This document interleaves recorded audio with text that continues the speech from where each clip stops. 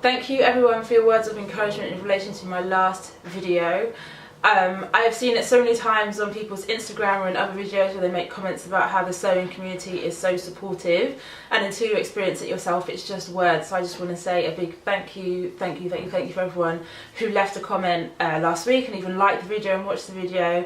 It really means a lot. Your support means a lot, and it's reassuring to know that I'm not the only one who sort of puts too much pressure on herself to get things done and then maybe gets a bit disheartened when they don't come through. So yes, thank you once again.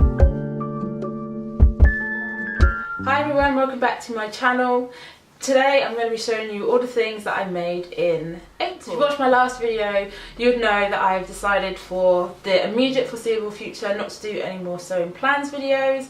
I won't go into why, because that is all in my last video, so you make sure you check that out. The first thing I'm going to show you is what I am wearing today, and it's a little bit of a two-piece in this beautiful cotton fabric. I don't know where it's from because it's another gifted piece, but I absolutely love it.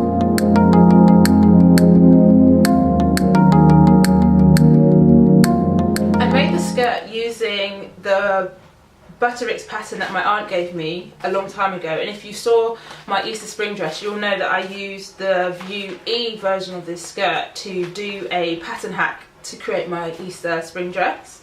So this time I decided to use View D to make the actual skirt that I am wearing today, and I did have to do a couple of amendments on it because this pattern is really quite old, and it actually goes up to it only goes from 6 to 10, and I usually cut a size 12 just for the measurements of my hips and my reduce the waist, blah blah blah. So I just had to do a couple of amends on this, but I think it's come out really nice, and I've had this fabric as of most of the things that I've made this month. The fabric that I've had for a very long time. I never really thought of anything to do with it because it's just a bit of it's fabric that when you first look at it, when it's folded up, it was a bit like, wow, it's a really beautiful print, but how on earth can I actually get it into a garment so it looks equally as beautiful? And it was from messing around with the fabric that I realised that the pattern actually went vertically and not horizontally, which then makes it super easy to put into anything because everybody loves vertical lines. Well, I say everybody, but I do. I absolutely love vertical lines. So I was like, as soon as I knew that it went straight down, I was like, yeah, I can make that into something. And I wanted to try out a button front skirt in a longer length. This is probably like a mid calf length skirt. I'll insert clips and everything. And as soon as I realised, like I said, it went vertically, I was like, yeah, I'm going to try it in that. Because it's a print and I wanted to try and pattern match the print as much as possible. The fabric that I was left with was really odd bits of fabric. I think it was basically like an L shape with quite a lot of fabric at the bottom and like thin bits down the side, which you could just about match a pattern out of it, and it would either make a ridiculously short skirt, which I do not wear anymore, or I would try and make it into a top. So I decided to make it into a top, and about a couple years ago I was obsessed with making co-ords or two pieces, however you choose to make them. So I thought, let me not make a top that I've already made in a two-piece, a top shape I should say, that I've already made in a two-piece, and let me try a different shape. So I've gone for a peplum shape, which I think really complements the skirt because the skirt is really quite high-waisted, and then this peplum comes out at the waist, so it sits really nicely over the skirt and they do look quite good together.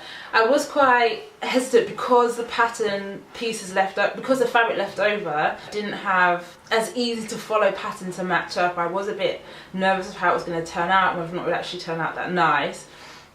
And it's a princess seam top as well, so there was just lots of things to consider when cutting it out, but I wasn't too sure how it would turn out. But I think it actually it's worked out quite well, and I think that the contrast of the top being really light at the front and the skirt being really dark at the front helps to show that they are actually separate two pieces. I feel like if they were both navy at the front now, with hindsight, it might look a little bit too matchy-matchy, which could be a bit more jarring than what I would have intended. The pattern for the top isn't a shop bought pattern. I had a PU peplum top ages ago. I was given it, and it just didn't quite fit. It fit okay-ish, but it was just too tight. As soon as I got it on, I could actually barely move because PU doesn't really stretch, and then the lining was polyester, which again doesn't really stretch. So I was basically had this top on and then I was stuck in it, and that that was it, that was the end. And when I realised it didn't fit, I was like, I'm not going to throw it out because it's PU. It'll be really easy to trace the pattern. With that in mind, knowing that it would be easy to trace out, I basically unpicked it all and stuck all the pieces onto pieces of cardboard so that I would have this PU top pattern forever amen in cardboard, which I can manipulate however I want. This is basically like a block pattern for this top. So I tested it out first in this top, and this fabric was literally just remnant fabric that someone gave me, and it's like a scuba-y, I think it is scuba, but it feels a little bit neoprene-y as well because it is quite thick, but it's probably just a heavier weight scuba. But it's absolutely lovely. I love it in this print, and like I said, I just had some remnant fabric and I thought, oh, if I try my hardest I could probably squeeze out a top in this. So it's not perfectly pattern matched, obviously, as you can tell there's green flowers that go into pink, but it was just my tester to see if actually me just cutting out my PU top and sticking it on to some cardboard with a little extra bit of seam allowance would actually work into a top that fits, and it did.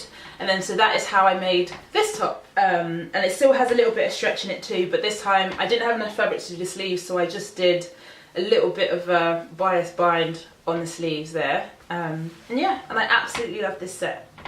The next dress I'm going to show you that I made is this one, which is using a McCall's pattern. It's M642. The pattern is for knit fabric, so for anyone who has checked out my #make9 for 2017, you'll know that my goals are a bit more widespread. They're not 9 individual goals, they're more like things to help me build up my techniques and stuff. And one of the things that I want to be able to do by the end of this year is to feel fully confident working with knit fabrics. So I made this dress and I absolutely love it, and it's just a simple strapless Bardot dress which is super comfortable to wear and really quite easy to mock up. One thing that I will do next time is find a better way to cut out my jersey fabric, because I had quite a lot of it in terms of meterage, and the table that I was cutting it on wasn't big enough to fit all the fabric on it.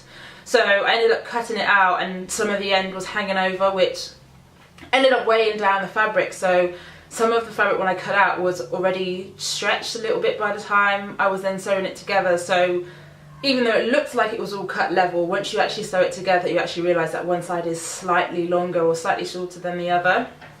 So that's one thing that I will take away for next time. But I think I will definitely make a couple more of these dresses because they are so comfortable, and they've even got pockets in them which are super discreet, which I think is really great, and they're just like a really great summer dress. The next dress I'm going to show you is another knit dress in some more fabric that was given to me. So again, no idea where it's come from, but thank you. And I absolutely love this dress. Again, this is fabric that I've had in my stash for ages, and again, I was just sitting down, messing around with the fabric, just went through all of my my fabric stash to think, okay, what can I make this April? I've got no plans, I can make whatever I want.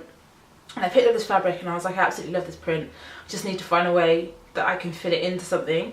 And as soon as I realised again that the pattern went vertically and not horizontally, I was like, I'm going to make something with it this month. And the pattern I used was this one from Vogue. So it's Vogue 8593. It's not going to come on the camera because it's super sunny outside. And in this, I was actually quite surprised that in the illustrations they don't actually have a print option. They have one that looks like it could maybe be a print, but it's not actually a print. So because there wasn't an option in illustrations that showed you a print, I was a little bit nervous that it might not come out very nice. But I really love how the dress has come out. As soon as I finished it, I wanted to wear it that day, but I knew I needed to save it till I could film and everything so that it was clean and brand new and all that stuff. But yeah, absolutely love this dress. It was super easy to whip up, and I think I'm probably going to make I say a couple more, probably many more, because it was really easy and I think it's really flattering, and I really like the pleats around the neckline.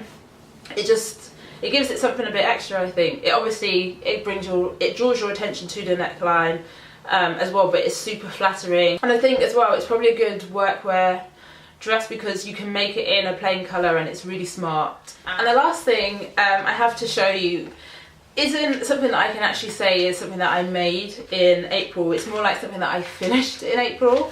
And I was using this Vogue pattern, which is V8 666. I was about to say V8 888 then. But yeah, it's a dress that I have had in my work in progress pile, let's call it, for many years. And that is not an exaggeration, that is 100% the truth. I bought some silk fabric a long time ago because I absolutely fell in love with it. And yeah, so working with silk fabric was really difficult. I mean, I started using it, I hadn't been sewing for very long when I decided to make this attempt to make this dress. So my patience with like super fraying edges and learning how to control the silk fabric and getting it through my machine properly and being able to unpick it if I made an error and not cause too much damage to the fabric was not, my skill sets, they just weren't there.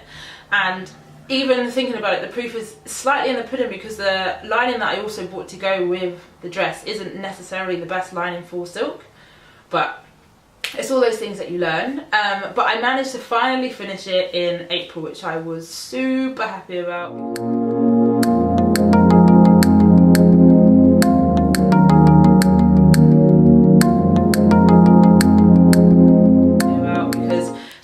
That have been haunting me because I got so frustrated when I made it, or when I was making it, that it was one of those things that you just sit and it's just there and it's like, haha, you can't finish me.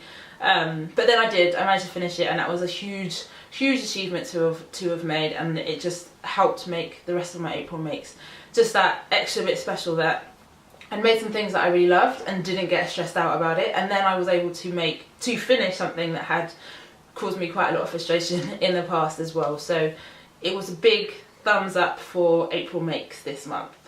So that's everything that I have to show you for this month. I really did enjoy sewing this month, which I think has gone hand in hand with not having the pressure of doing plans that I've set and I said this month I'm going to make this, and feeling really restricted and rigid and stuff. So that has really helped. I was just able to just go and sit with my fabric and find out look at the fabric itself and be like, what can I actually make with this? Go to my pattern stash and be like, what patterns do I have that I could use, that I haven't used before, that I've been sitting here for ages, that I've always been like, oh yeah, I actually really like it, but don't have anything to make with it. And I was just able to be a lot freer with my makes this month, and I think that's probably half the reason why they've come out, and I am so infused about them, because they're not perfect. There are little bits in them that aren't great, but it was more of a learning thing. So that's it, guys. I hope you have enjoyed this video and you've liked the surprise. Thanks for watching, everyone. I really hope that you have liked this video and enjoyed the surprise reveal of my makes, rather than having in mind what I could potentially be showing this month. If you haven't already, make sure you subscribe, give this video a thumbs up if you liked it, and I will see you guys next time. Bye. So you can drive it and put on mileage, then you find it, awful silence.